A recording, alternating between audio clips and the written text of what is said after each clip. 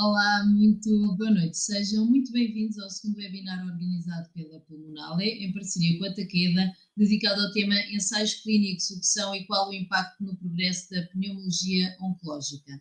A Pulmonale, enquanto associação para os doentes e pelos doentes com cancro do pulmão, iniciou no passado mês de janeiro o primeiro webinar dedicado às alterações genéticas do cancro do pulmão, que pode ainda ser visto através da página de Facebook da associação. Nesta construção do seu caminho de desmistificar o cancro do pulmão e de ajudar doentes, familiares e a própria sociedade a encarar esta doença com maior informação, a Pulmonal eleva então até vós esta segunda conferência virtual, que é o possível nestes tempos de pandemia, com a participação das duas oradoras que passo a cumprimentar. Boa noite, doutora Ângela Papa, e boa noite, doutora Fernanda Estubinho. Boa noite, doutora Cláudia. Nós vamos passar inicialmente um vídeo. O formato deste webinar, para quem não esteve presente no primeiro, vai ser através de uma apresentação gravada em vídeo, e depois, no final das duas apresentações, podem colocar questões à doutora Ângela e à doutora Fernanda. Aquilo que entenderem podem enviar nos comentários da página de Facebook. Nós vamos, na medida do possível, tentar responder às vossas questões. Por isso, a primeira apresentação, então, é da doutora Ângela Papa, que eu vou passar a apresentar. É diretora de Operações Clínicas e responsável pela PPD Portugal, empresa multinacional de consultoria na área de investigação clínica, com presença em Portugal desde 2007. Trabalha há mais de 15 anos nesta área, sendo licenciada em Ciências Farmacêuticas, com mestrado em Saúde Internacional e membro da direção da Associação EUPATI, que em português é a Academia Europeia de Pacientes em Inovação Terapêutica, Portugal, onde trabalha na promoção do envolvimento dos doentes no processo de investigação clínica. Esta noite traz-nos uma apresentação subordinada ao tema o que são os ensaios clínicos, princípios e conceitos básicos. Vamos ver então. Olá a todos, é com muito prazer que estou nesta sessão da Pulmonale para vos falar de um tópico de ensaios clínicos, não é? Tentar explicar um pouco o que são e estou disponível, obviamente, para qualquer dúvida que possam ter. Faço parte de uma CRO, de uma empresa que trabalha em ensaios clínicos, a PPD, e também da direção de EUPATI Portugal, mas que esta apresentação é apenas pessoal e não representa as opiniões quer da PPD, quer da EUPATI, portanto o meu personal disclaimer. E então iríamos começar por tentar definir então o que é um ensaio clínico. Muito se tem falado nos últimos meses e desde o início da pandemia SARS-CoV-2 sobre a investigação clínica. Se calhar aqui está uma definição, podemos dizer um ensaio clínico é qualquer investigação conduzida no ser humano, não é? Por isso é que é clínico, com a finalidade de descobrir ou verificar efeitos de um determinado tratamento. Este tratamento pode ser um fármaco, pode ser um dispositivo médico ou outro. Os ensaios clínicos estudam geralmente os efeitos de um tratamento inovador, não é? Que ainda não está no mercado e que se pretende, teremos então de averiguar que efeitos são esses. Podem envolver pacientes, pessoas saudáveis ou ambos. Portanto, o ensaio clínico, a realização de ensaios clínicos é crucial para confirmar com evidência científica que novos tratamentos serão colocados de forma segura e eficaz no mercado e à disposição do doente, não é? Que é o que todos nós desejamos. Quais são os principais benefícios dos ensaios clínicos? Coloquei-vos aqui um excerto do relatório da PwC feito sobre o ambiente de ensaios clínicos em Portugal, onde de facto detalham a nível de benefícios para os doentes, para a comunidade científica e até para a economia, não é? Os benefícios de se fazer uma investigação clínica robusta em Portugal.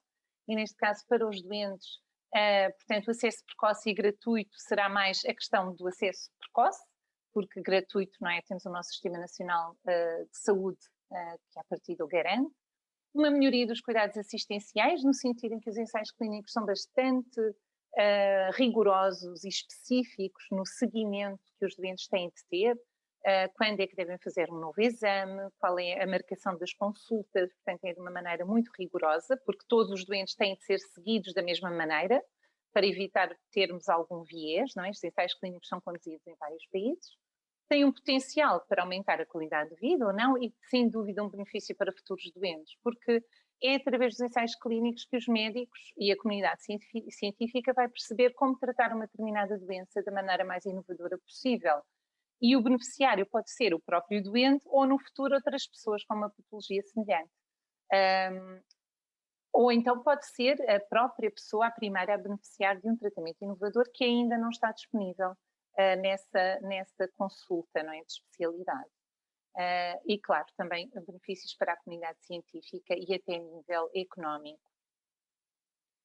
Coloco-vos aqui um exemplo, não é, uma figura de um ciclo de desenvolvimento de um medicamento. Ela está em inglês, mas portanto, de uma fase muito...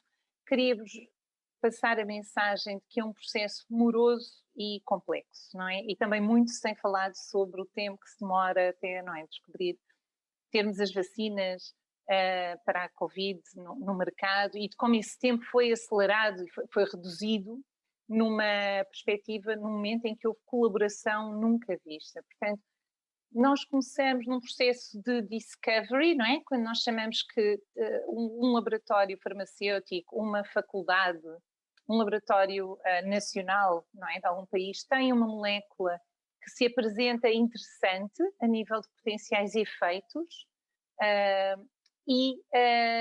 a partir daqui, não é, vamos então começar com os estudos pré-clínicos, que são em laboratório e em culturas celulares ou em animais. Se estes resultados forem positivos no sentido de terem a eficácia pretendida e um bom perfil de segurança, então faz-se um pedido para se começarem os ensaios em humanos, não é? Em pessoas.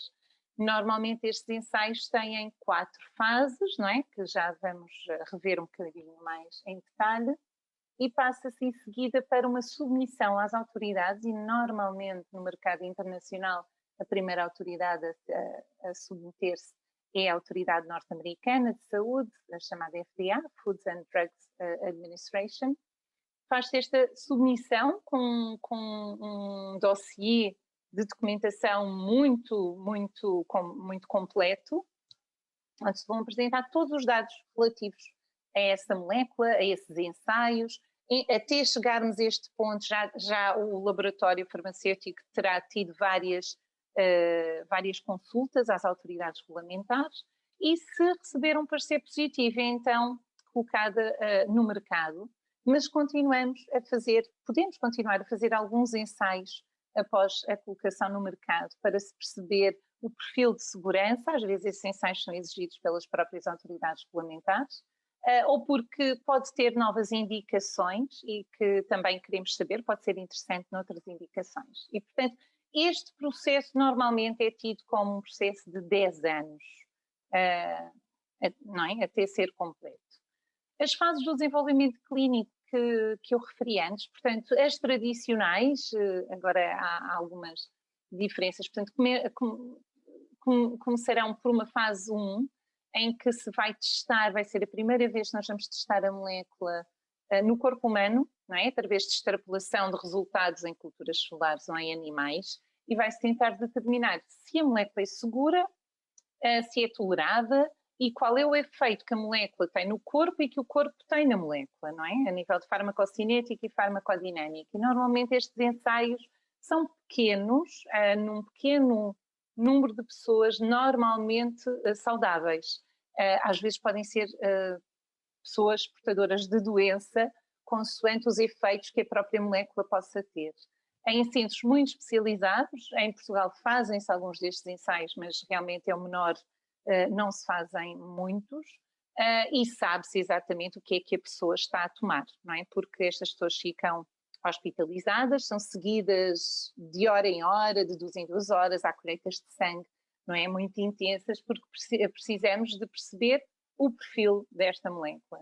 Se os resultados forem positivos, passamos então para um ensaio de fase 2, que é exploratório, mas já terapêutico, não é? Pretendemos investigar a molécula no grupo de doentes, de pessoas portadoras da doença especificamente, e ver os resultados.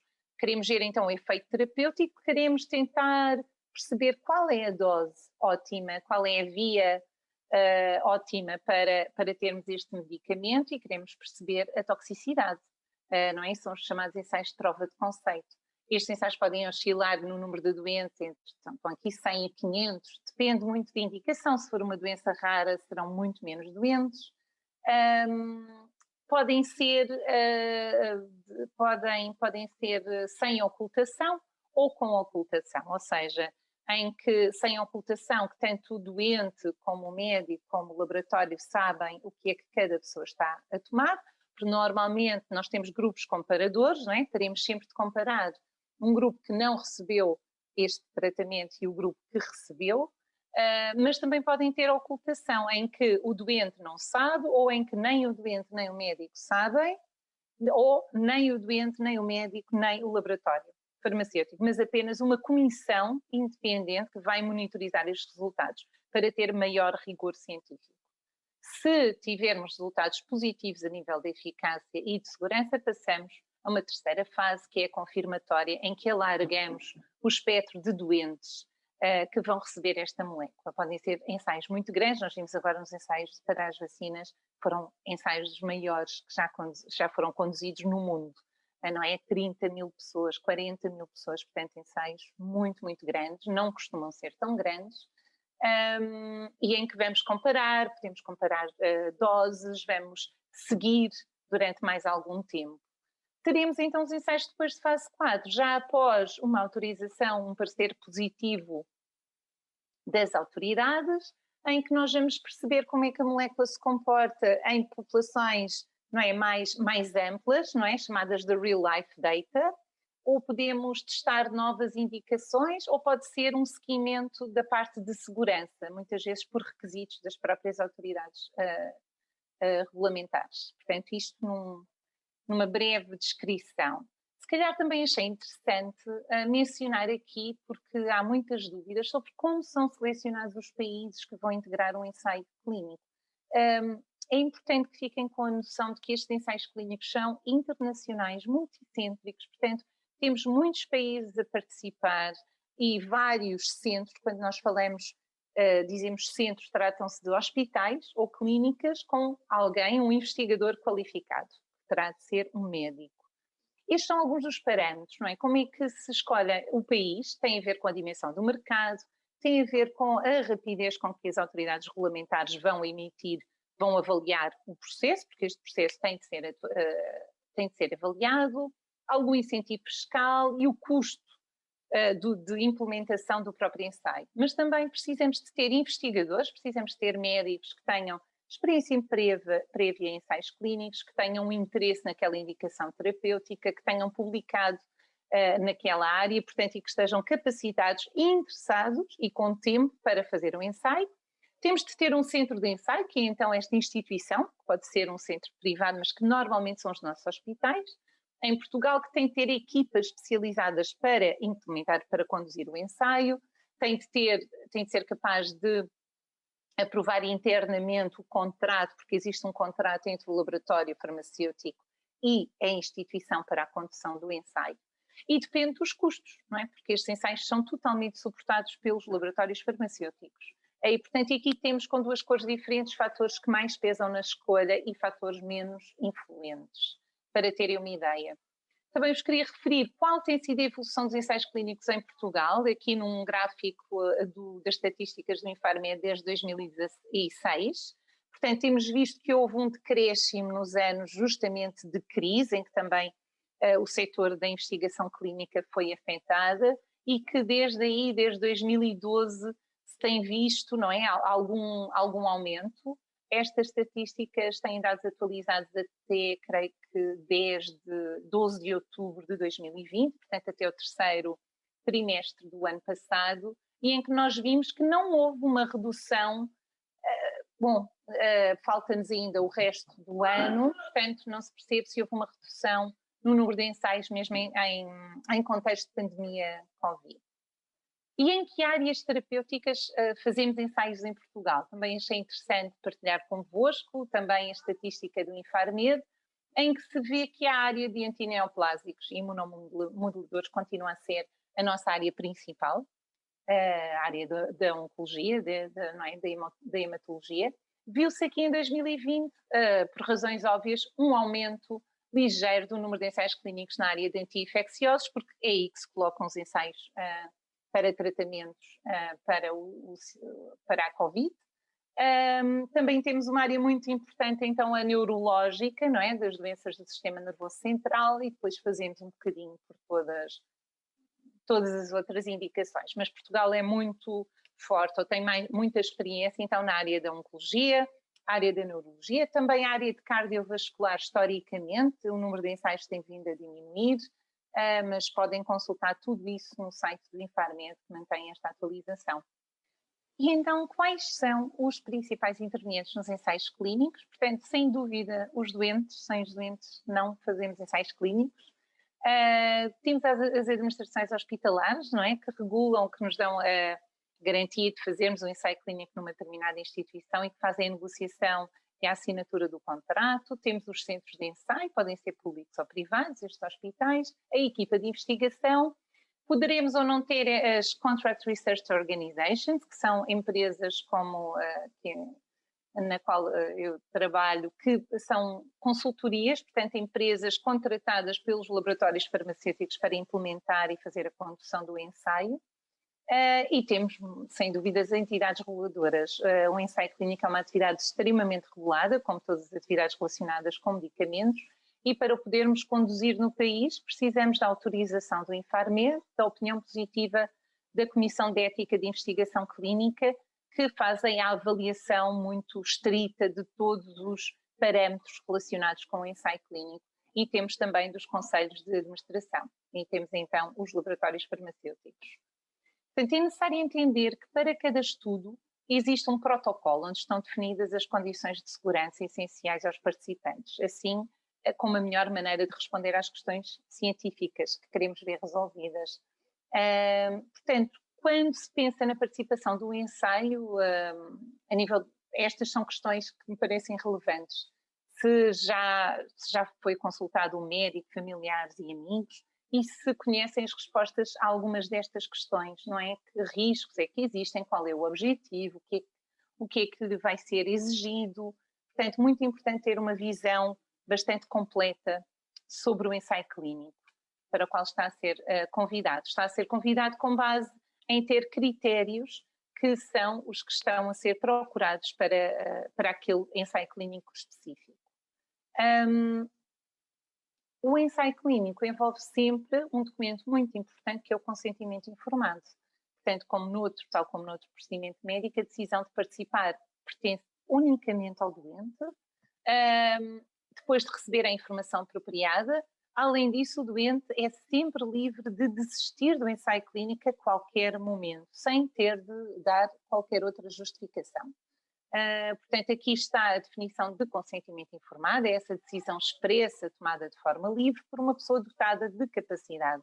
Portanto, se falarmos de doentes menores, este consentimento é dado pelos pais. Se forem pessoas sem discernimento, o consentimento terá de ser dado pelo seu representante legal.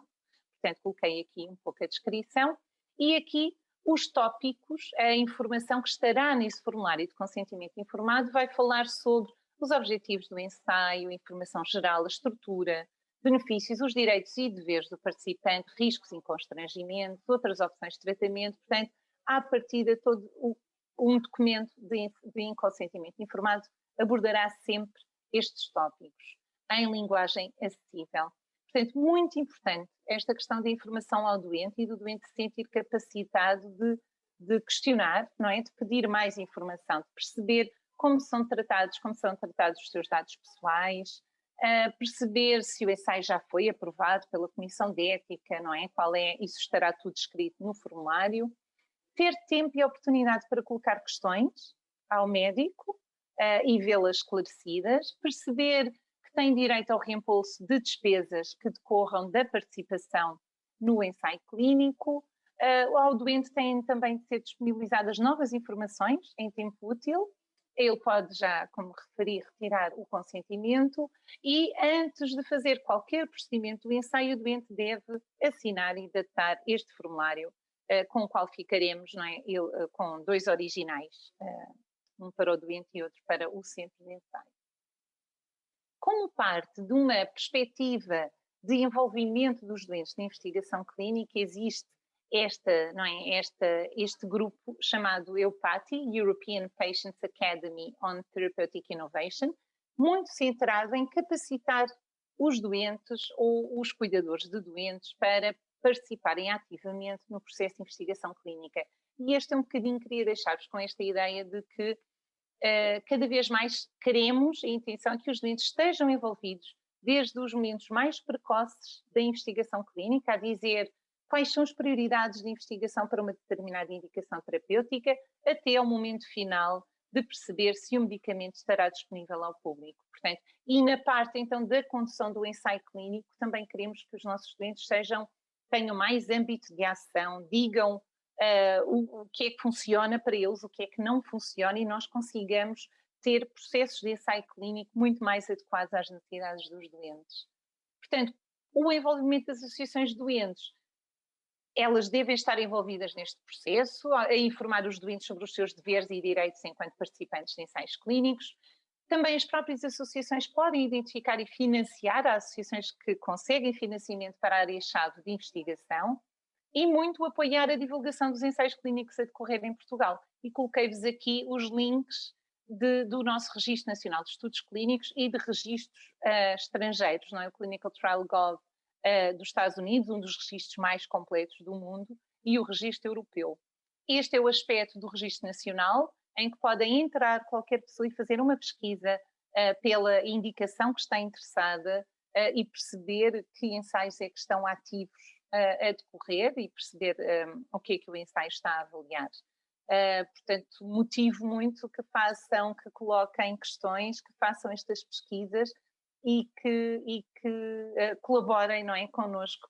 Mais uma vez, sem doentes não há ensaios clínicos, é para os doentes que o fazemos e para a comunidade em geral. Portanto, queremos caminhar num futuro em que haja cada vez mais envolvimento, esclarecimentos e boa divulgação da atividade clínica. Portanto, o meu agradecimento, fica aqui também o meu contacto para qualquer questão que queiram colocar, assim como um slide com recursos. Também vos motivo a darem uma vista de olhos às animações, às duas primeiras animações, que explicam também o que é um ensaio clínico e a jornada dos ensaios clínicos, e mais alguns links que me parecem importantes. Obrigada. Muito obrigada, doutora Ângela, foi muito esclarecedor. Eu acho que é sempre importante passarmos estes links de informações e fontes fidedignas, é cada vez mais importante, não é? Porque eu imagino que como à semelhança de outros temas, haja muita desinformação em relação aos ensaios clínicos na internet. Nós vamos passar agora ao segundo tema, passar à palestrante doutora Fernanda Estavinho, que é licenciada em Medicina pela Faculdade de Medicina da Universidade do Porto, e tem uma pós-graduação em Evidência e Decisão em Saúde, também da Faculdade de Medicina da Universidade do Porto. É assistente hospitalar no Hospital Pedro Espano, Unidade Local de Matosinhos, desde 2014, e doutorando em Patologia e Genética Molecular no Instituto de Ciências Biomédicas Abel Salazar, desde 2019. São cargos sempre muito extensos e nomes de institutos nem sempre fáceis. A doutora Fernanda Estavinho integra o Grupo de Trabalho de Sobreviventes da Sociedade Portuguesa de Oncologia e a Comissão Científica do Grupo de Estudos do Cancro do Pulmão. E, para complicar mais um pouco aqui a tarefa da moderadora, o tema é, assim, extenso. Então, o tema que a doutora Fernanda vai apresentar são os ensaios clínicos e o cancro do pulmão, qual o impacto para o doente ser incluído no ensaio clínico e onde procurar informação. Vamos então ver. Cumprimento todos os que nos seguem nesta nova versão decorrente da existência de uma pandemia. Cumprimento a doutora Cláudia Pinto, moderadora desta mesa, a doutora Ângela Papa, que fez a palestra anterior e que muito nos ajuda a esclarecer em relação aos tipos de ensaios clínicos, e agradeço à Pulmonal e na presença da doutora Isabel Magalhães o convite para estar aqui nesta reunião que tem o apoio da Takeda. O tema que me foi atribuído e do qual eu falarei com muito gosto é sobre ensaios clínicos em cancro do pulmão, qual o impacto e onde encontrar a informação. Eu chamo-me Fernanda Estavinho, sou médico oncologista no Hospital Pedro Spano, em Matosinhos, e é com muito gosto que lhes falo sobre este tema. Estes são os meus disclosures. Para falar então sobre ensaios clínicos, trago-lhes aqui uma agenda de onde viemos, onde estamos, qual o impacto, como aceder e algumas reflexões finais. De onde viemos? Temos aqui uma lista de grandes passos que foram dados na abordagem dos doentes com cancro do pulmão desde 2008 e trago-lhes aqui alguns dados. Estes resultados neste momento estão estabelecidos e podemos aceder a estes tratamentos na prática clínica e foram desenvolvidos e trazidos até nós por ensaios clínicos. Temos então na doença avançada, no grupo de doentes com cancro do pulmão de não pequenas células, que sabemos que corresponde a 80%, temos diversos subtipos histológicos. E em 2008, o professor Scagliotti mostrou-nos num estudo que existe diferença entre o cancro do pulmão não pequenas células escamoso ou não escamoso e que nós podemos fazer uma terapêutica dirigida que no não escamoso reduz a mortalidade em 19%. Também falamos na doença avançada das mutações, nomeadamente da mutação da EGFR. E aqui conseguimos ter um aumento da taxa de resposta de 71%, quando antes era 47%. Também fomos desenvolvendo investigação, descobrindo outros alvos terapêuticos e com a inovação reduzimos o risco da mortalidade em 33%.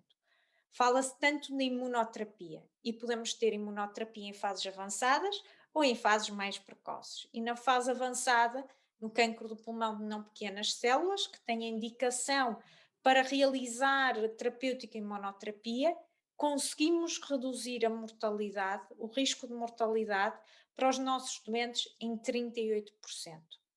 Também na doença localmente avançada, em que os doentes realizam quimio e radioterapia, a consolidação com a imunoterapia veio reduzir a mortalidade em 29%.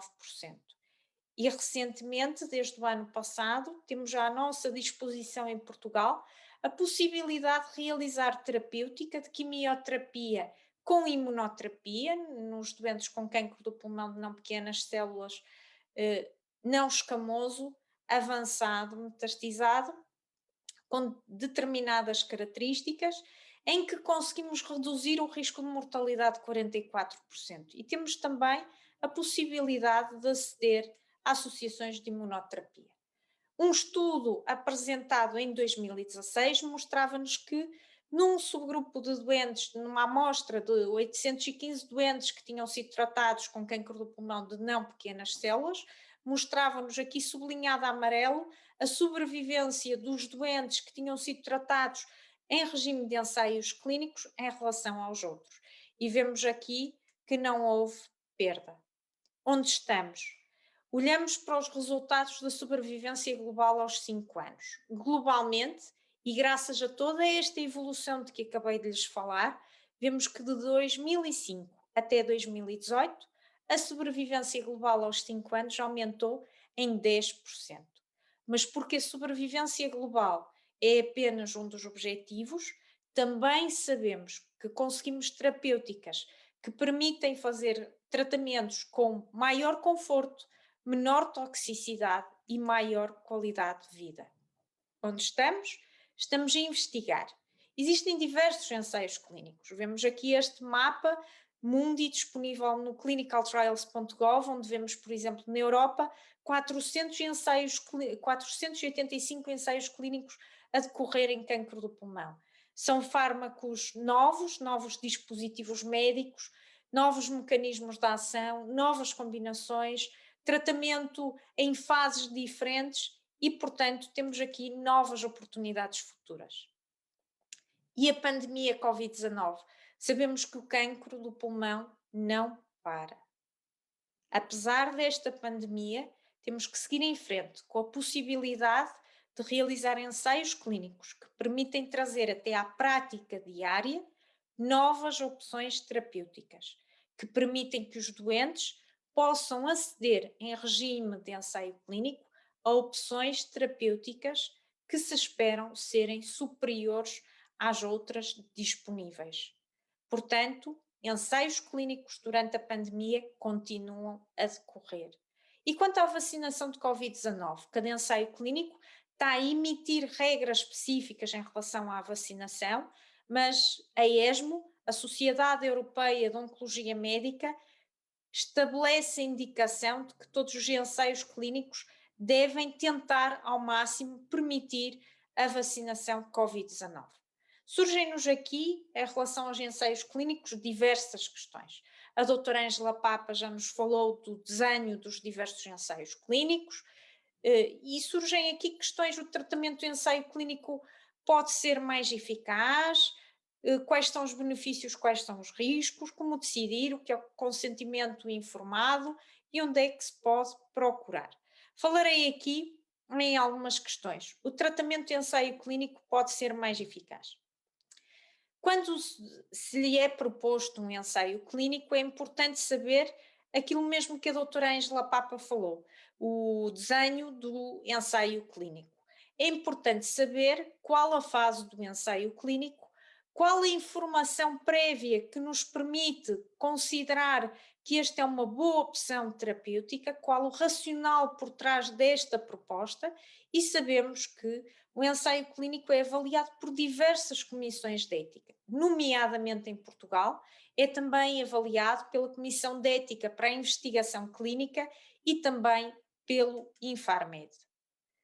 Quais são os benefícios? Quais são os riscos? O ensaio clínico permite aceder a um medicamento ou um dispositivo médico que está em estudo, que se pretende que tenha eficácia e que seja seguro.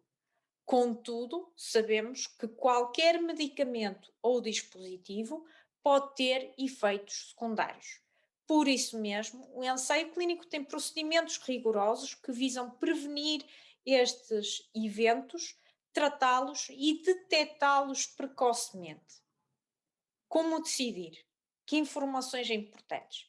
Em primeiro lugar, fale com o seu médico que o está a seguir, que lhe explique a sua doença, quais as opções que existem e, havendo esta vontade de procurar ensaios clínicos, a melhor forma de o fazer e, inclusive, pode recorrer a ensaios clínicos em diversos centros em Portugal.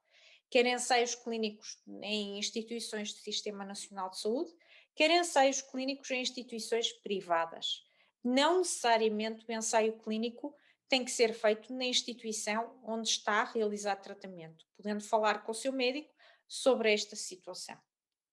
Depois, o médico investigador do ensaio clínico vai fornecer informação, nomeadamente qual o desenho do estudo, e aqui voltamos à apresentação da doutora Ângela Papa, também saber se vai saber qual é o tratamento ou dispositivo médico que está a ser administrado, quais são as opções, se tem sempre neste ensaio clínico a indicação de que esteja a fazer um tratamento ou se está em vigilância, se fica a saber qual o tratamento ou dispositivo médico que lhe está a ser aplicado ou não.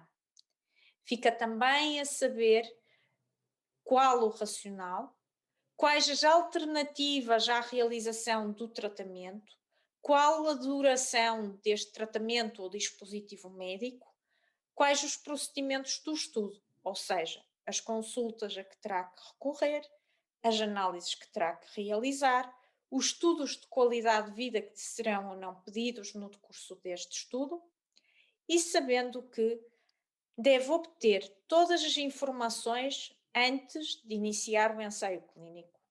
Mas ainda assim, e recorrendo de forma totalmente voluntária, também pode, em qualquer momento, decidir suspender a sua participação no ensaio clínico. Além disto, é importante saber qual o ressarcimento de despesas envolvidas na participação. Habitualmente os transportes são pagos, mas é algo que deve conversar e ser informado antes de entrar no ensaio clínico. E não se esqueça, não é obrigado, só deve fazê-lo se sentir esclarecido e sempre depois de solicitar informação sobre todos os aspectos que considera importantes e discutir com o médico os riscos e os benefícios. Onde procurar? Trago-vos novamente este gráfico do clinicaltrials.gov. Em primeiro lugar, falar sempre com o seu médico que o está a seguir. O seu médico pode também aceder a esta informação e vemos, por exemplo, ao nível da Europa, que tínhamos mais de 400 ensaios clínicos, vemos aqui também os locais onde estão disponíveis. Em Portugal temos 15. Para aceder a esta informação, temos o site da Sociedade Portuguesa de Oncologia, temos, por exemplo, o site do Grupo de Estudos de Cancro do Pulmão. Existem outras formas de comunicação, nomeadamente entre os médicos que tratam os doentes. Fale com o seu médico. E quando fazemos algumas breves reflexões finais sobre este assunto, vemos aqui forças, a possibilidade de aceder a uma terapêutica inovadora que tem um racional que seja superior às opções terapêuticas usadas na prática clínica. Vemos que, de facto, os ensaios clínicos vieram trazer a possibilidade de acesso a novas opções terapêuticas. Temos aqui que, contudo, nem sempre a terapêutica proposta no ensaio clínico se mostra superior ao outro tratamento. E daí que é tão importante haver toda esta vigilância, o cumprimento de critérios de avaliação rigorosos, a existência de comissões de ética que garantem que sempre que seja necessário haja alterações nas medidas terapêuticas e nos dispositivos médicos que lhes são fornecidos. Há aqui grandes desafios, nomeadamente em relação à informação que lhe é dada, em relação à seleção dos doentes, porque sabemos que mesmo dentro de ensaios clínicos existem critérios de inclusão e de exclusão, ou seja, existem regras estabelecidas pelo ensaio clínico para definir quem poderá entrar e quem não poderá entrar, e temos grandes oportunidades futuras. Vimos todo este desenvolvimento que está a ocorrer, toda esta investigação que existe por trás dos ensaios clínicos, desde a investigação básica até aceder aos ensaios clínicos, que estão a tentar desenvolver novos fármacos, novas opções terapêuticas, novas combinações, novos dispositivos médicos que venham trazer maior sobrevivência, menor toxicidade, maior qualidade de vida, e é importante que se informe com o seu médico sobre os riscos e os benefícios. E obrigada. Muito obrigada, doutora Fernanda Estevinho. Eu penso sempre nos ensaios clínicos como uma esperança, não é? E pegando um pouco também na campanha da Pulmonal, para mim é recente, porque está a ser divulgada, mas acho que já tem uns 2 anos, que é a esperança, não é? Muito associada então aos ensaios clínicos, aos novos tratamentos. Há muito receio da parte das pessoas e tem a ver com desconhecimento, na opinião de ambas. O que é importante, o que é mais importante desmistificar? E eu relembro às pessoas que podem colocar perguntas. Temos aqui já uma pergunta de um potencial candidato ou não é? Que já vimos que nem todos os doentes têm acesso ou critérios para fazer parte de um ensaio clínico, mas já vamos ler essa questão. Eu informo só as pessoas que estejam à vontade e aproveitem aqui as duas palestrantes que têm aqui o conhecimento à mão, portanto não se inibam e coloquem as vossas questões. O que é que é mais difícil para um doente a nível dos ensaios clínicos? Ou seja, há uma partilha entre quem investiga, os médicos têm essa informação. O que é assim muito importante desmistificar? E as apresentações foram excelentes, porque utilizam linguagem muito simples e dá perfeitamente para perceber. Mas, na vossa opinião, o que é mesmo importante desmistificar como ponto de partida? Não sei quem quer começar. Doutora Cláudia, se me permite... Posso começar? Diga. Doutora Cláudia e doutora Sim, Ângela. sim. Pronto. Bem, em primeiro lugar, cumprimentar todos os que nos seguem. E aqui, no meio de tudo isto, há uma questão que eu noto muito na prática clínica. A nossa população de doentes, em geral, tem pouca informação sobre ensaios clínicos. Felizmente está a mudar e inclusive já tenho contactos de doentes que querem ir ao meu hospital porque sabem que nós temos um determinado ensaio clínico no qual eles querem conhecer e querem poder ter acesso a essas moléculas inovadoras que surgem, mas em global, a tendência para os nossos doentes procurarem ensaios clínicos, eu fiz um estágio em 2011 em Espanha, e tínhamos uma maior procura de ensaios clínicos e também uma enorme oferta de ensaios clínicos superior àquela que nós temos. E eu penso que, em primeiro lugar, tem que haver sessões de esclarecimento como esta aqui, e dentro dos núcleos de doentes com cancro, tem que passar a informação que, de facto, os ensaios clínicos têm procedimentos rigorosos, em que há um racional para que haja um benefício, há uma comissão de ética e toda uma equipa médica e de prestadores de cuidados que seguem um protocolo rigoroso, que recebem notificações de todos os doentes do estudo que estão a ter eventos adversos, de forma a permitir maximizar os benefícios do ensaio clínico. E passo a palavra à Muito doutora bem. Ângela.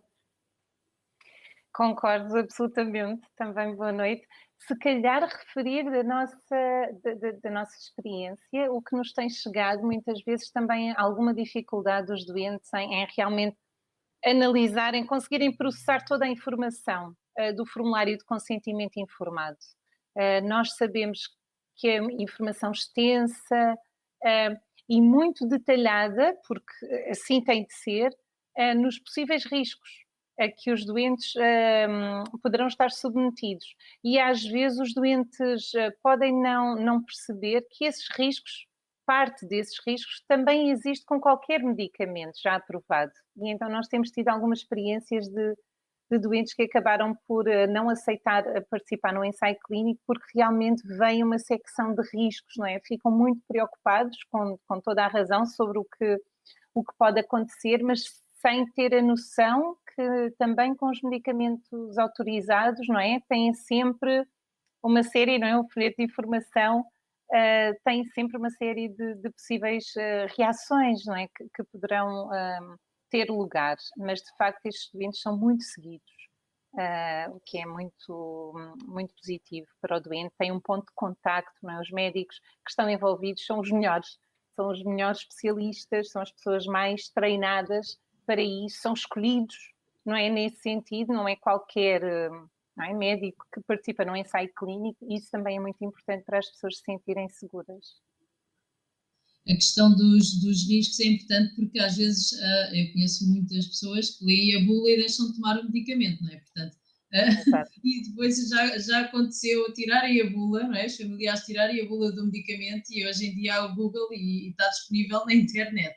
Portanto, eu percebo esse lado, não é? Porque nós quando lemos os consentimentos informados, obviamente parece que já estamos a sentir aquilo tudo, não é? Portanto, num ensaio clínico, imagino que isto ainda seja amplificado, não é?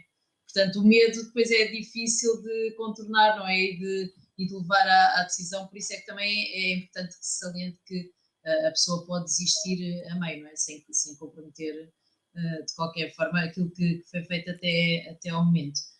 Eu achei curioso também esta questão da pandemia, porque a doutora Fernanda queria acrescentar qualquer informação, se calhar. Quer acrescentar antes de eu falar da questão da pandemia e dos ensaios Só clínicos? ia dizer que aqui acho que é importantíssima o papel das associações doentes. Eu já tive muitos doentes que, quando começávamos a falar sobre os ensaios clínicos, tinham algum receio, e uma das coisas que eles gostam é, de facto, de falar também com outros doentes que participaram. Portanto, acho que é aqui uma mais-valia todo este papel e toda esta divulgação. Desculpa.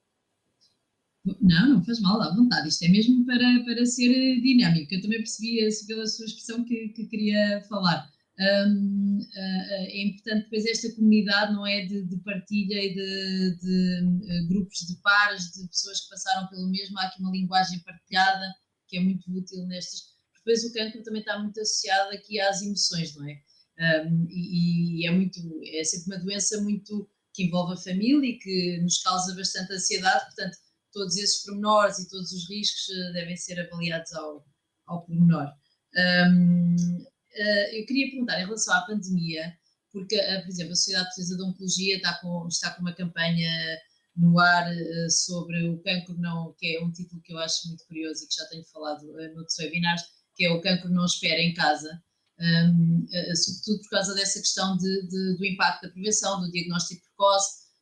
Fala-se também muito em relação ao cancro do pulmão, que muitas vezes os sinais, quando dão sinais mais exuberantes, significa que já se pode estar numa fase já mais evoluída e o prognóstico pode ser mais complicado, porque já não há uma opção terapêutica como se fosse um diagnóstico mais precoce e no início dos sintomas.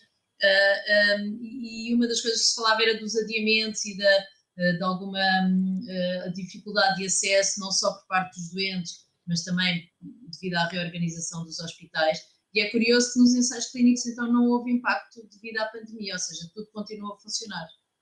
É assim, conforme disse Houve na sua aqui apresentação, algumas doutora Fernanda. variações.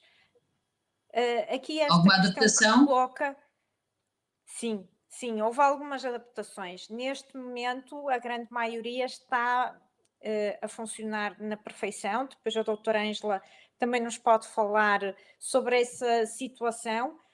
Numa primeira fase, numa primeira onda da pandemia, saíram logo indicações da SEIC sobre a possibilidade e as adaptações que teriam que ser feitas em relação aos doentes em ensaios clínicos.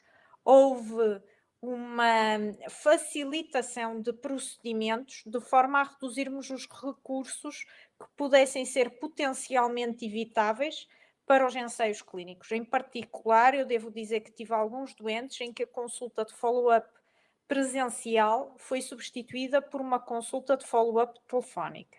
Portanto, houve variações caso a caso. Houve ensaios clínicos que realizaram uma suspensão temporária da inclusão de novos doentes e houve também indicações para que a infecção de Covid-19 fosse reportada como um evento adverso grave. Entretanto, neste momento já estamos numa fase em que eu diria que já estamos numa normalização, numa nova normalidade, em que estamos a dispor da maioria dos ensaios clínicos. É verdade que ainda há alguns que estão suspensos, mas a grande maioria já está disponível novamente.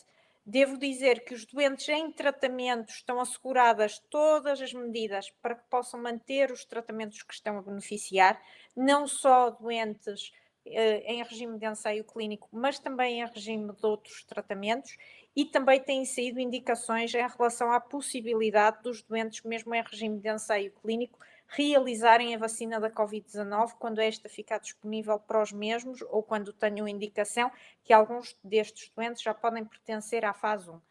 Quanto a isso, mesmo a ESMO, portanto a Sociedade Europeia de Oncologia, dá-nos essa mesma informação de que a vacina da Covid-19 será para os doentes oncológicos realizarem de forma prioritária e que todos os ensaios clínicos devem ter esta adaptação.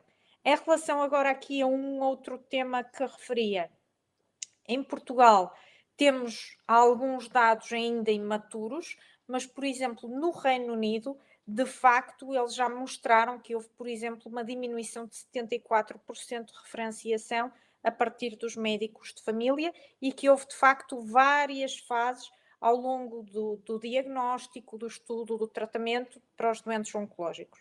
Neste momento, eu devo dizer que na prática clínica que nós temos, parece-nos que estamos numa normalidade.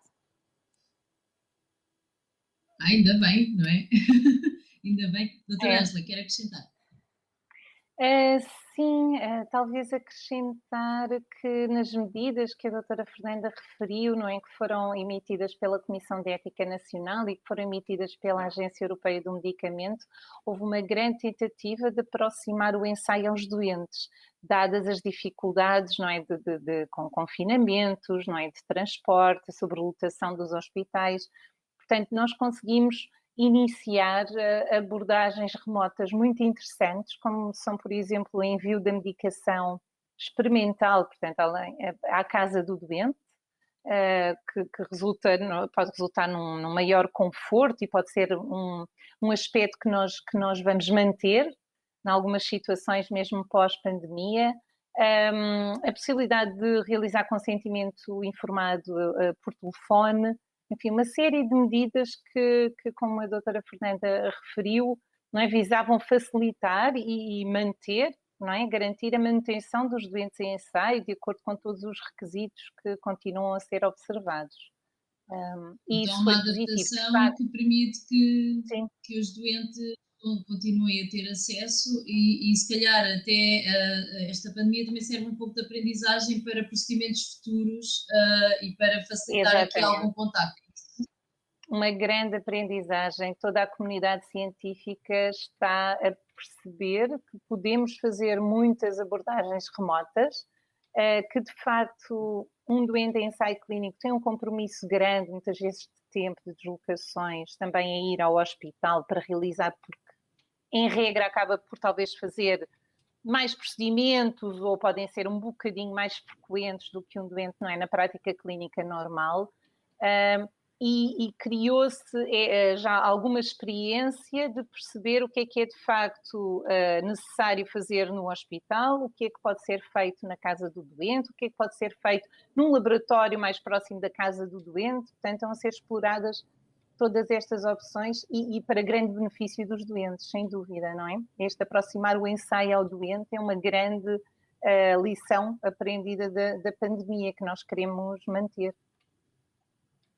Muito bem, eu vou passar a ler, é uma pergunta um pouco extensa do Sérgio Miguel Guedes, que é um mestre de partilhas aqui da Pulmonália, porque eu lembro-me que aparece aqui mesmo como maior fã, estou a ler. Ele esteve presente também no primeiro, eu lembro-me de ele ter colocado questões muito técnicas e científicas, não é? Acho incrível isto dos doentes estudarem muito e estarem na posse de muitas informações. Então a pergunta dele é um pouco extensa, eu vou ler na totalidade, porque assim acho que é mais fácil de perceber. Então, o Sérgio Miguel Guedes pergunta: no último webinar questionei sobre que inibidores há para o gene K-RAS. É assim, não é? Eu acho que eu aprendi isto no último webinar. É K-RAS que se diz, não é? Não? Não se diz assim? Exatamente. É, ok. Então, eu diria... Acho que foi o professor António Araújo que me ensinou. Mas posso ler o restante? Eu ia dizer qualquer coisa, doutora Sim. Fernanda? Ok. É Acho grande que a questão. podemos ler o Então, restante. no último webinar questionei sobre que inibidores há para o gene K-RAS. Na altura falou-se um pouco sobre ensaios clínicos e o professor António Araújo disse que está a decorrer um ensaio clínico já em fase 3, mas para um determinado gene, mutação que não é o meu, portanto não é deste doente. Em Portugal, enviei um e-mail para o Infarmed para saber o que está a decorrer e saber se me posso enquadrar em algum ensaio clínico. Uma vez que tenho análise a 12 genes que foram feitos sobre as peças retiradas na operação, mas até hoje nunca recebi resposta por parte do Infarmed. Será que me pode ajudar em saber os locais onde posso informar com base na minha genes de mutação e o que pode estar na calha a nível de futuros ensaios clínicos? Vale a pena tentar ensaios clínicos no estrangeiro? Acho que é isto. Há aqui umas palavras assim meio cortadas, mas penso que passei bem a mensagem do Sérgio. Cláudia, obrigada pela questão e obrigada também a este doente que nos acompanha. Esta é uma questão extremamente oportuna, muito interessante, e eu tenho um ensaio clínico no meu hospital com a AMG 510. De facto, ele é dirigido a tratamento de segunda linha, tem critérios de inclusão e de exclusão específicos, e um deles é o tipo de mutação. Há outros fármacos dirigidos à mutação de K-RAS que estão também em desenvolvimento. Claro que compreendo todo este interesse em entrar nos ensaios clínicos, é ótimo. Espero que algum desses ensaios clínicos que venha a ser aberto possa permitir-lhe um tratamento inovador, e precisaríamos de mais informação para sabermos se será algum destes que já está aberto ou se eventualmente poderá haver um com maior distância. Penso que se calhar poderá mandar depois uma informação mais não pública com os contactos. Se eventualmente quiser, eu estarei disponível para também o contactar. Ok. Exato. E habitualmente se vive... Doutora Ângela. Não faz mal, E a diga, referir, diga. de facto, em Portugal ainda não é muito óbvia a pesquisa de ensaios clínicos, mas de facto os ensaios clínicos aprovados a partir de 2018 estão no Registro Nacional de Ensaios Clínicos, o RNEC, que é uma plataforma aberta a todos. A pesquisa não é mais fácil, e explico porquê, porque a maioria da informação que está lá ainda acaba por estar em inglês. Portanto, o que eu sugiro é uma pesquisa em inglês, às vezes de lung cancer e depois poderão surgir os registros, vários ensaios que estão ou que foram aprovados e estão por iniciar ou que estão em recrutamento ativo ou até os que já têm o recrutamento finalizado, mas pode ficar com uma boa ideia, além do site da Sociedade Portuguesa de Oncologia, como a doutora Fernanda referiu, sobre os ensaios que estão a decorrer em Portugal. Neste momento é realmente não é, o local, o motor de procura. Relativamente a ensaios fora do país, realmente o mais viável seriam centros espanhóis, não é? Que às vezes podem estar a pouca distância. Espanha tem um registro nacional em espanhol, mas bastante acessível. Mas, de novo, também me encontro disponível para ajudar no que for preciso, mas realmente trata-se de fazer uma procura. É possível a participação de doentes, não é, estrangeiros nos ensaios, por exemplo, em centros espanhóis. Depende muito também da disponibilidade do promotor em assegurar, por exemplo, o reembolso de custos de transporte, mas é uma questão que que já nos tem sido colocada e não há, à partida, uma proibição de doentes estrangeiros, não é? Somos comunitários e tenta-se facilitar essa participação, se a pessoa, como a doutora Fernanda referiu, ter-se-á de ver bem os critérios, não é? De exclusão e de exclusão, se o doente é E é sempre discutido com o médico assistente, não é? Ou seja, exatamente.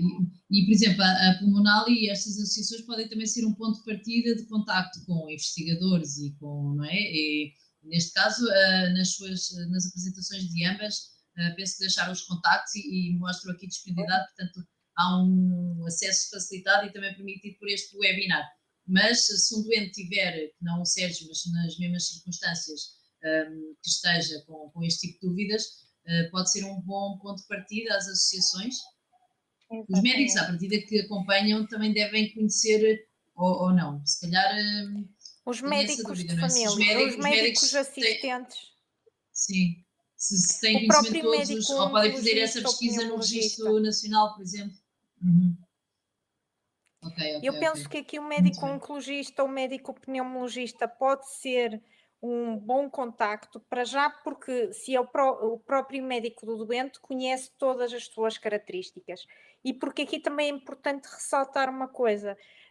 Fala-nos aqui o Sérgio, desculpe tratá-lo assim, mas fala-nos aqui da existência de um cancro do pulmão que tem mutação de KRAS, mas poderá haver outros ensaios clínicos, outros fármacos inovadores que de facto venham a ter um racional de benefício em doentes com esta mutação e que não sejam restritos para os doentes com esta mutação.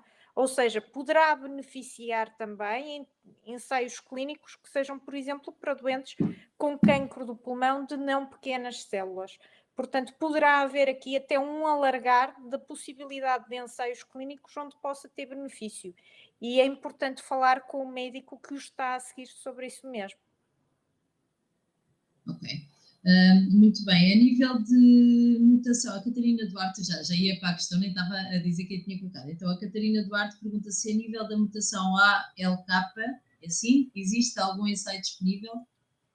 Não sei se é assim que se diz, ou ALK ou ALK. A mutação ALK, ao rearranjo do ALK, existe inclusive em Portugal um ensaio clínico, inclusive em doentes na fase de adjuvância. Quanto à doença avançada, neste momento temos inúmeros fármacos inovadores já disponíveis e certamente no clinicaltrials.gov podemos encontrar novas opções. Neste momento de memória, o que eu lhe posso dizer é que em adjuvante, ou seja, em doentes que foram operadas, havia o ensaio clínico ali em Portugal. Muito bem. Doutora Ângela, Quer acrescentar alguma informação? Não, concordo. Também não sei especificamente para esta mutação, mas realmente é por aí a pesquisa, mas acho que a doutora Fernanda está muito Depois, atualizada. se as pessoas que estiverem a assistir e se quiserem respostas mais elaboradas e podem enviar os seus casos mais detalhadamente, a Pulmonal já está aqui também a comentar e a mostrar-se disponível para encaminhar e fazer chegar as respostas de ambas e ser aqui um ponto de ligação. Temos ainda mais alguns minutos, nós íamos terminar às 10, mas eu vou dar mais um tempo de espera para o caso de algum doente ou cuidador ou familiar querer colocar alguma questão. A minha dúvida era, eu julgo que a doutora Fernanda também falou isso e em ambas as apresentações falou-se um pouco disso, mas é a questão de como é que está Portugal em relação ao outro, se em Portugal o número de ensaios clínicos é suficiente, se há metas mais ambiciosas, por exemplo, 15 ensaios clínicos no cancro do pulmão é um número bom, não é? E como é que estamos em relação a outros países da Europa, por exemplo? Porque há muito esta tendência de às vezes dizemos que em Portugal é mais difícil, que em Portugal, não é? Que as coisas do Serviço Nacional de Saúde têm esses problemas e agora muito da Covid, não é? Falamos muito desta questão, eu sou uma adepta do Serviço Nacional de Saúde e do Sistema Nacional de Saúde, mas como é que está Portugal nos ensaios clínicos? Por um lado, quais são os principais desafios e por outro lado as oportunidades que existem neste momento? Eu, enquanto Doutora Ângela, oncologista... Ok. Não faz mal. Continua, doutora Fernanda. Continua, doutora Fernanda. Então, siga. eu, enquanto oncologista, fico muito entusiasmada com questões como essa que coloca, porque há um bocadinho tínhamos o Sérgio que nos colocava a questão de um fármaco dirigido para a mutação K-RAS.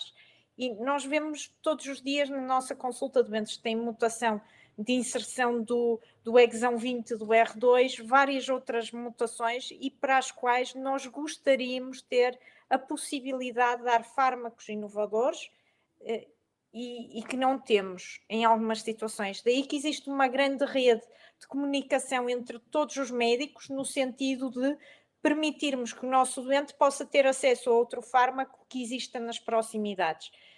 15 ensaios clínicos em Portugal é um desafio, é bom, mas claramente, enquanto médica que trato estes doentes, eu gostaria de ter mais.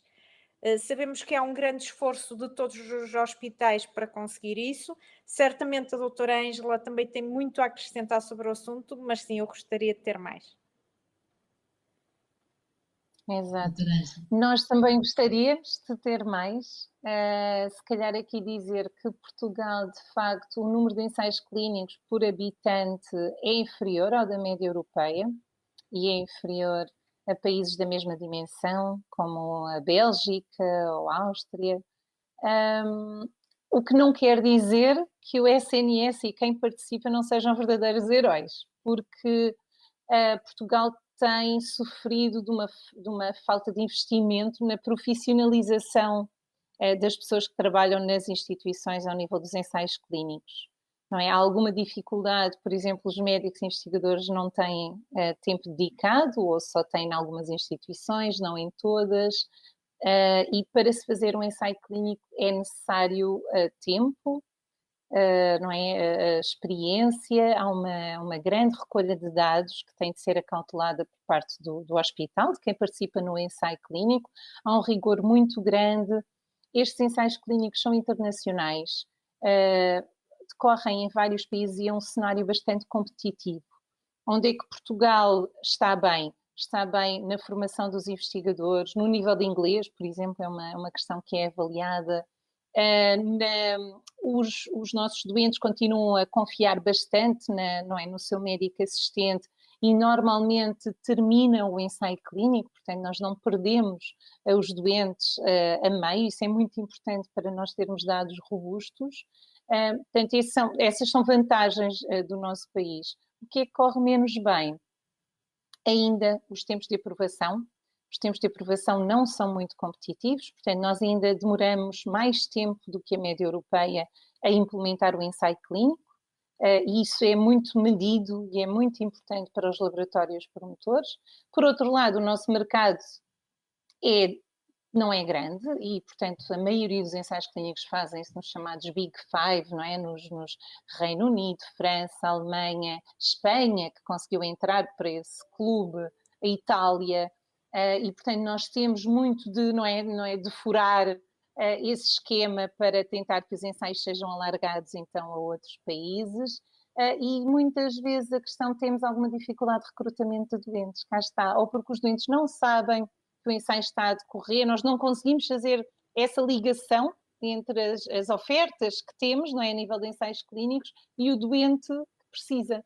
Portanto, nós temos mesmo de trabalhar na questão da divulgação, pelas associações de doentes, pelos portais, para fazer esta ligação, porque há vezes em que nós temos um ensaio a decorrer e os nossos médicos não conseguem identificar o doente. Portanto, falar com os colegas. O grupo de pulmão é um grupo realmente muito específico, muito experiente, com uma comunicação acima do normal, do que nós temos visto no nosso país. Portanto, é realmente uma ótima área para se fazer ensaios clínicos, mas não é assim em todas as áreas, em todas as indicações. Portanto, nós temos potencial para mais. Nós vimos o caso da Bélgica, que é sempre paradigmático, tem também 10 milhões, tem muitos mais ensaios disponíveis e tem sido um exemplo que nós temos tentado, não é, seguir para melhorar os nossos processos. Portanto, temos espaço para mais e queremos crescer. O financiamento é um entrave, não é? Na ciência em geral, não é? O financiamento, não é? Eu lembro-me de entrevistar alguns cientistas, não é? Que me diziam às vezes valores de investigações em curso, não é?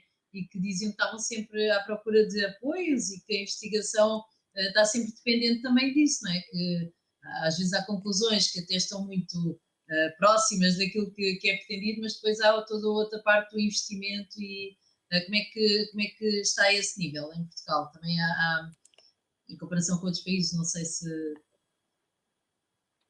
de certeza que teriam mais investimento, não é? Mais financiamento, não é? Claro. Não quer demais. Exato. Eu estava a perguntar e estava a pensar, se houver mais é melhor, não é?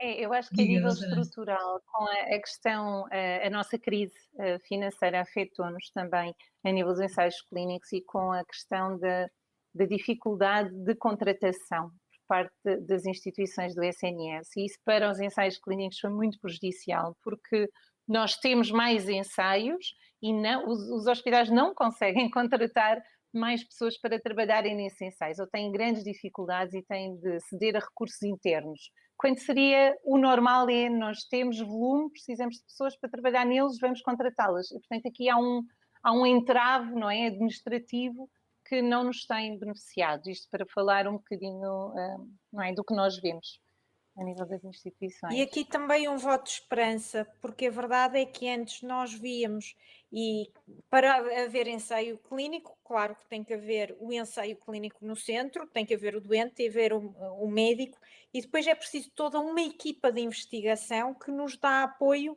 em todos os procedimentos realizados.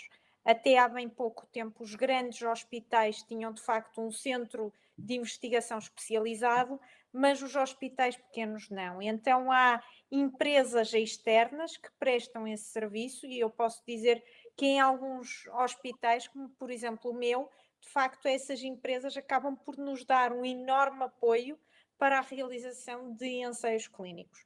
Um problema que nós temos é, por exemplo, quando nós falamos em ensaios clínicos dirigidos para pequenos nichos de doentes, é aquela dificuldade em recrutar e que falava a doutora Ângela há um bocadinho nos 5 grandes, e de facto quando nós falamos em um ensaio clínico que é dirigido para uma mutação que existe em 1% dos doentes, todos os centros vão ter que dizer que se comprometem se calhar em 4 ou 5 doentes no máximo, se for no espaço de um ano, e a verdade é que pode haver centros no exterior muito mais apelativos.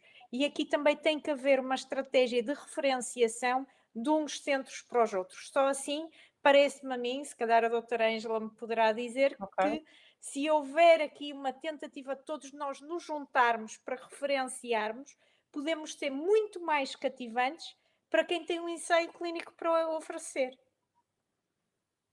exatamente. Mas um trabalho mais em rede, não é? Tudo, que se fala há muito tempo na área da saúde em geral, não é? O doente no centro do sistema e haver porque já há equipas Exatamente. multidisciplinares, mas isto funcionar tudo em rede e ser mais fácil. Há pouco, quando a doutora Ângela estava a falar da questão às vezes as próprias pesquisas, não é? Se forem artigos científicos, peço desculpa, se forem artigos científicos é muito difícil às vezes as pessoas decifrarem a linguagem, não é? E se calhar desistem numa primeira pesquisa, não é? E então é difícil fazer este balanço entre a ciência e aquilo que as pessoas conseguem perceber na verdade, não é?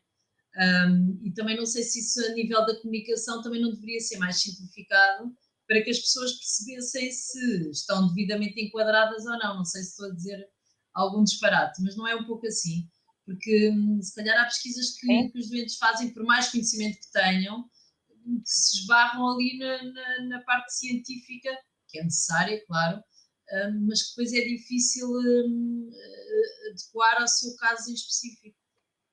Sim, ultrapassar, não é? Essa questão da linguagem e, por exemplo, há países europeus que têm feito campanhas de sensibilização para ensaios clínicos, explicar o que é. A Polónia fez, a Bélgica, a Espanha.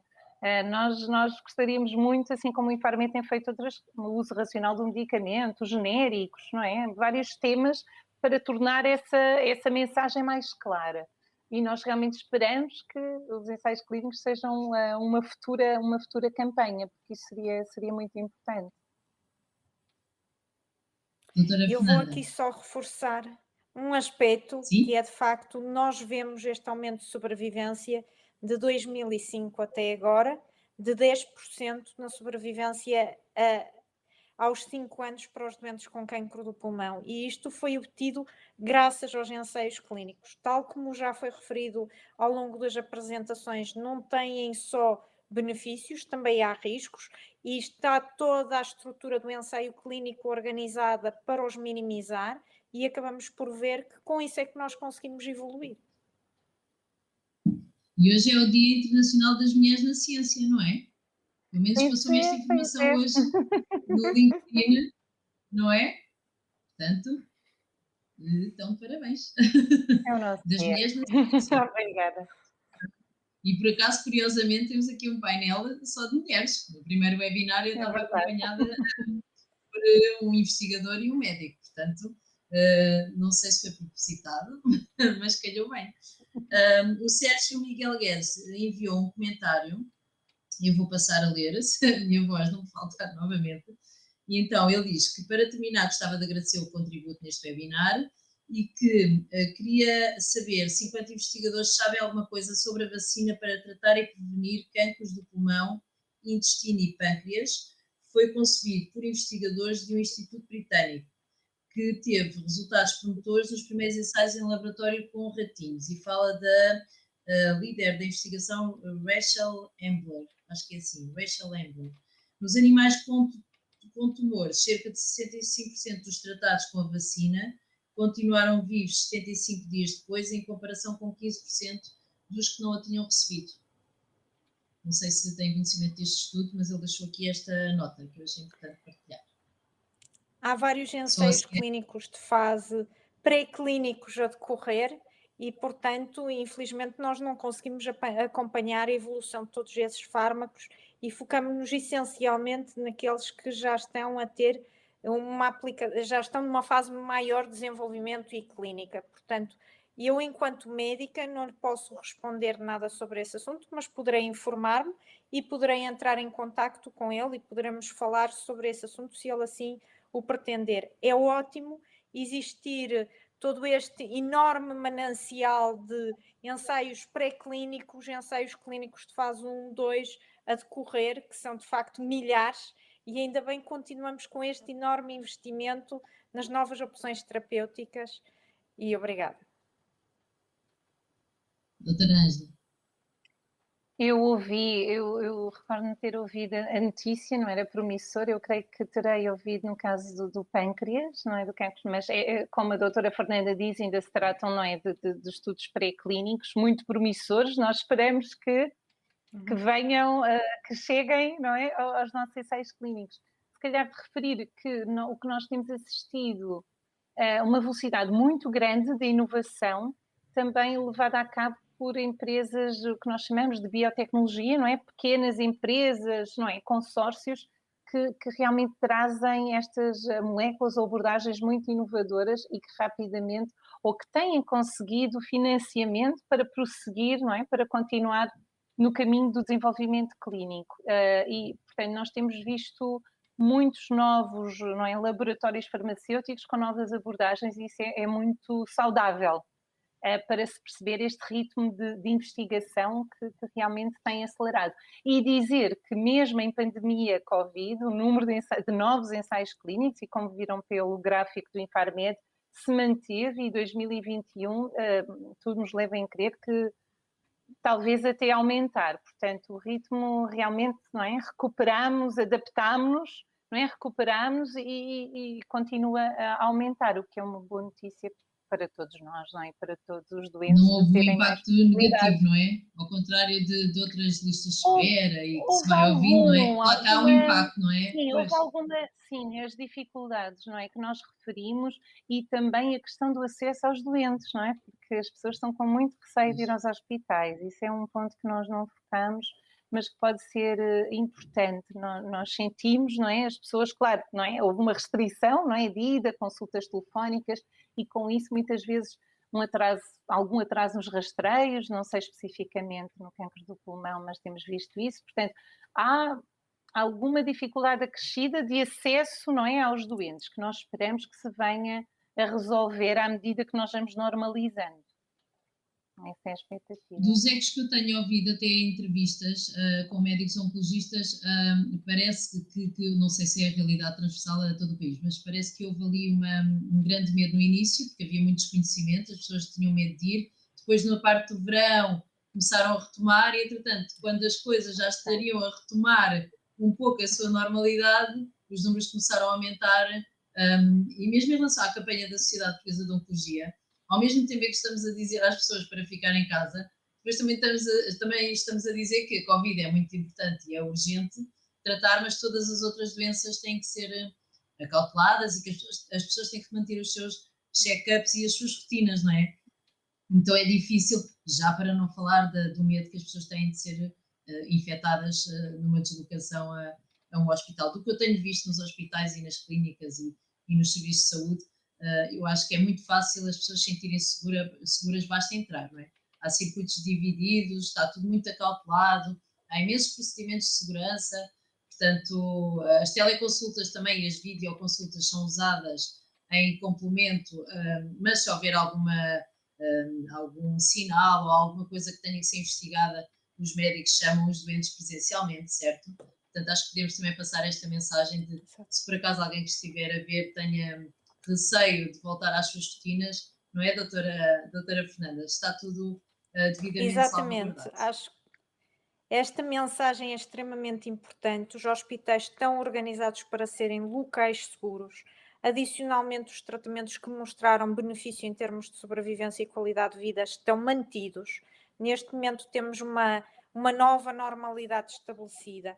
Houve várias campanhas a nível nacional para alertar os doentes para os sinais de alarme, e nomeadamente no caso do cancro do pulmão podemos falar naquela tosse que se apresenta, no caso de haver falta de ar, dor a respirar, perda de peso inexplicado, uma dores de cabeça com alterações de comportamento, tudo isso deve levar a que o doente contacte o seu médico e não tenha medo.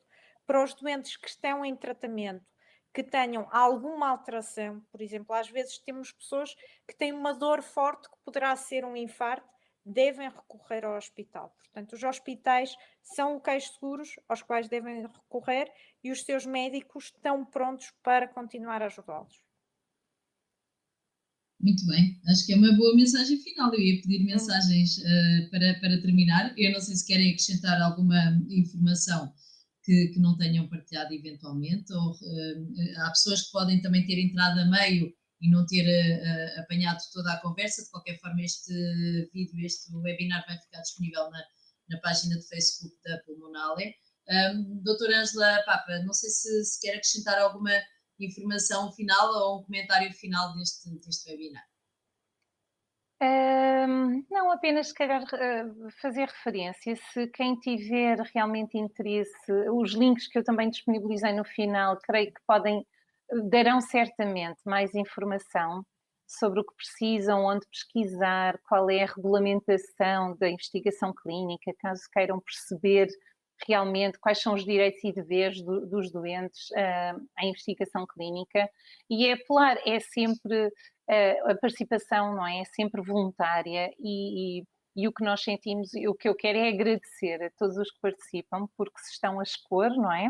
A um risco ou não desconhecido, e é por eles, através deles, que nós chegamos a mais conhecimento e que podemos então conseguir abranger, não é? A população no seu geral devido a este sacrifício, não é? Esta doação do seu tempo à investigação. Portanto, é mesmo, sem doentes não é investigação clínica, é para a investigação clínica, é para os doentes que ela serve e queremos continuar a adequar e a fazer que seja feita, continue a ser feita com toda a qualidade em Portugal. É um bocadinho a minha Muito mensagem. bem. E agradecer a Obrigada, investigadores como a doutora Fernanda pela sua dedicação, porque nós sabemos que fazer ensaios clínicos é sempre tempo extra das suas obrigações e temos esse reconhecimento e realmente os nossos investigadores portugueses são excepcionais. Nisso só podemos agradecer. Doutora Fernanda, pois é, porque aliar a prática clínica com a investigação, bem sei que há muitos médicos que gostam da investigação, mas que às vezes o tempo não dá para tudo, não é? É um duplo desafio, não é, doutora Fernanda? Mas depois, por Mas outro não lado, há. ver os resultados deve ser muito entusiasmante, não é? Eu acho sempre que os investigadores são muito resilientes. Aquela questão da pergunta e da resposta e da tentativa e de quase uma conclusão que está a dar certo e que parece que o caminho está aí por ali e depois volta atrás, não é? Muito avanço e recuo. Acho sempre que resiliência é a palavra que define os investigadores, não é? É preciso paciência, não é? Mas depois, quando se vêem resultados, também deve ser uma satisfação, não é? Inigualável.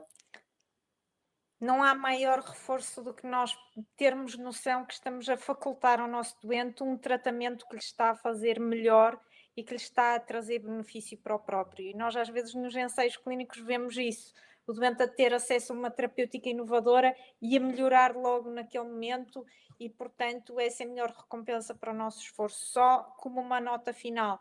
Falamos aqui dos benefícios que os ensaios clínicos podem trazer para o próprio e para toda a população de doentes com cancro do pulmão. Vimos que Portugal está a crescer com uma série de normas de regulamentação para assegurar que estamos a minimizar os riscos e a otimizar os benefícios. Estamos a ver que estamos a trazer mais ensaios clínicos, a permitir que mais doentes como o Sérgio possam encontrar a resposta em território nacional. E muito obrigada a todos os que participam e agradeço imenso este bocadinho para discutirmos este tema que é essencial para a evolução da oncologia.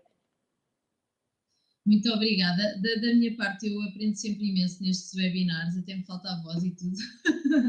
E aprendo sempre imenso com os comentários e acho sempre que é um privilégio aprender com quem sabe.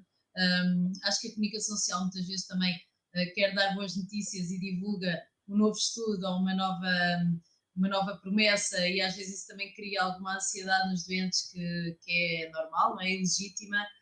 E muitas vezes os estudos ainda estão numa fase muito preliminar, não é? Mas pronto, vamos acreditar ter esperança, não é? Como falamos muito agora nesta fase da pandemia, ter esperança que as coisas vão melhorar, que isto há de ser uma fase, tal como a doença, não é? Eu conheço doentes de cancro do pulmão que são sobreviventes e que estão vivos há muitos anos, portanto, as terapias também permitem isso, não é? Que o cancro também se vá transformando numa doença crónica e que não seja sempre uma sentença de morte ou como era há muitos anos, não é? Portanto, eu prefiro sempre, eu acho que sou uma jornalista que gosta de notícias positivas, ao contrário daquelas notícias que são mais lidas, portanto, eu gosto de notícias positivas. Gostava de muito agradecer à Pulmonal e à doutora Isabel Magalhães o convite e a confiança e dizer-vos, a quem está a assistir, que a Pulmonal tem como objetivo continuar a organizar webinars recebemos hoje a notícia de que provavelmente vamos confinar durante mais algum tempo, portanto, isto até à Páscoa, para encontros presenciais, infelizmente, acho que vai ser difícil. Portanto, a Pulmonália vai se comprometer a criar webinars e a divulgar em breve as novas datas e os novos temas, mas está comprometida em realizar estes momentos. E gostava de agradecer também à Fator-Chave, que foi a equipa, eu não vou dizer os nomes de todas as pessoas, porque é uma equipa ainda grande e vasta, mas agradecer por estarem na parte dos bastidores e ajudarem a que tudo corra bem e que estes webinars aconteçam e que cheguem à casa de todos vós da melhor forma. E desejar-vos um bom fim de semana. Muito obrigada e até à próxima. Obrigada, boa noite. Obrigada, boa noite. Obrigada.